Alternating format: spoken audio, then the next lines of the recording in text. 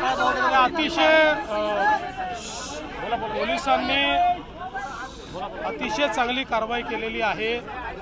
नेपाळमध्ये पळून जाण्याचा प्रयत्न होता, बॉर्डरवर त्याला पकडलेला आहे।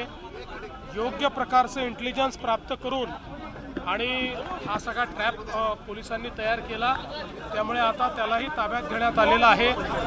मी पहिल्याच दिवशी सांगितलं, या केसमध्ये जेवढे लोक आहेत कोणालाही सोडलं जाणार नाही, कुठल्याही प्रकारची हयगय याच्यात सहन केली जाणार नाही आणि अतिशय कडक अशा प्रकारची शिक्षा झालीच पाहिजे, हा प्रयत्न आमचा असणार आहे। सर, लाडकी बहीण योजनेमध्ये 2600 जण महिला ज्या आहेत, ज्या सरकारी काम करतात, सरकारी कर्मचारी आहेत, असं आहे की लाडकी बहिणीच्या निकषात नसलेल्या काही लोकांनी अर्ज करून त्या काळामध्ये याचा लाभ घेतलेला आहे। माहिती असल्यामुळेच आम्ही सातत्याने या संदर्भात काही चौकशी करतो आहोत।